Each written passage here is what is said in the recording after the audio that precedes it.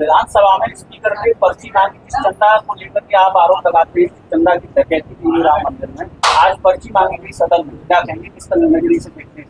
किसी के घर में डकैती डाली जाती है तो पुलिस क्या प्रमाण मांगती है? क्या चंदा देने वाले का ही है कि पूछा जाए?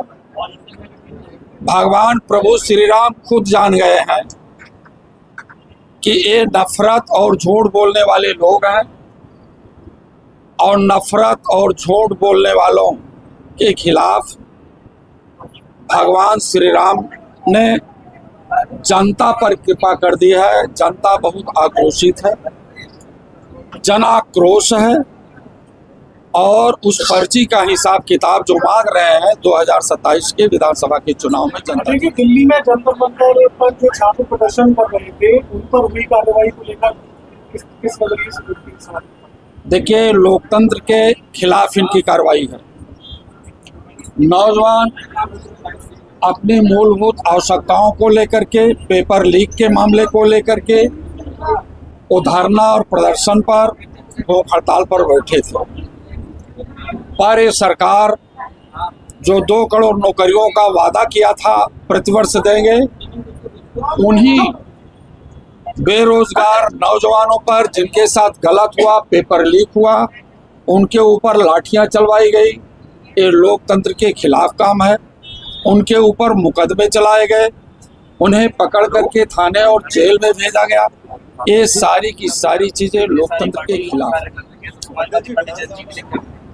समाजवादी पार्टी जैन जी का सम्मान करेगी, उनके रोजगार की व्यवस्था करेगी, उनकी सस्ती पढ़ाई लिखाई की व्यवस्था करेगी, तमाम सारी व्यवस्थाओं को दे करके उन्हें राष्ट्र की ओर उन्मुख करेगी कि भारत एक महान देश बन सके।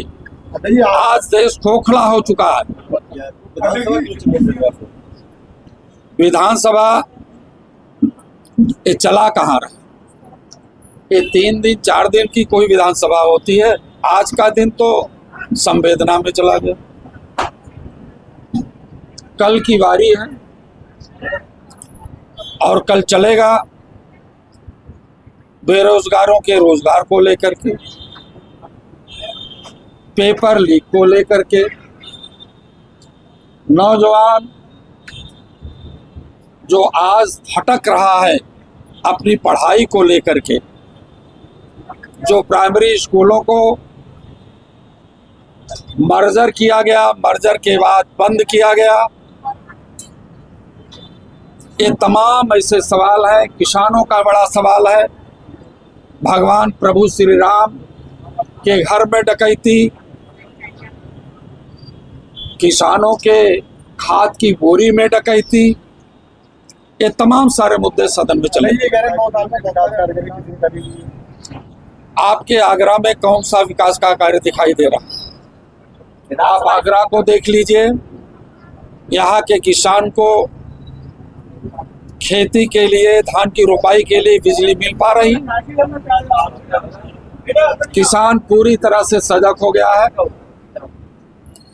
कि ये बिजली का उत्पादन समाजवादी पार्टी की सरकार 2012 से लेकर के 17 के बीच में हुआ है। 9-9.5 साल के शासनकाल में भारतीय जनता पार्टी ने कोई भी बिजली का प्रोडक्शन प्लांट नहीं लगाया। समाजवादी पार्टी के पीरियड में बने हुए जो हमारे बिजली के प्लांट हैं, उन्हीं से खाना पूर्ति की जा रही है। बिल्कुल किसानों के हक में, नौजवानों के हक में, बेरोजगारों के हक में, महिलाओं के मान सम्मान को लेकर के ये भारतीय जनता पार्टी पूरी तरह से पीछे। माना जाता है आगरा में समाजवादी पार्टी हमेशा संघर्ष में रही है, विजय नहीं करा पाती, कैसे करेंगे आगे? 27 कहाँ पर क्षेत्र की बात करें, आगरा की बात करें, आगरा ताज की नगरी है और ताज की नगरी का अपना एक ऐतिहासिक महत्व है। 2027 के सामाजिक न्याय के राज की स्थापना में पूरे आगरा जनपद से, ताज की नगरी से लोग उमड़ चुके हैं पीडीए की सरकार बनाने के लिए, जिसके मुख्यमंत्री आदरणीय अखिलेश यादव जी हैं। कोई भी सम्मान कर ले, लेकिन समाजवादी पार्टी 2027 में फेस में चली। कौन सी डिप्टी सी? कैसे पता? वो अपनी जमीन तलाश रहे हैं। मैं भी वहीं का रहने वाला हूँ, प्रयागराज से आता हूँ। वो अपनी जमीन तलाश रहे हैं, कहीं ना कौशाम्बी में, ना तो प्रयागराज में, अगल बगल के जनपदों में कहीं भी उनकी राजनीतिक जमीन नहीं मिल रही है। हाँ, वो जमीन बेचने खरीदने वाली जरूर खरीद ले रहे हैं, जरूर अच्छा पैसा हो गया है, लेकिन राजनीतिक धरातल उनका खत्म हो चुका है।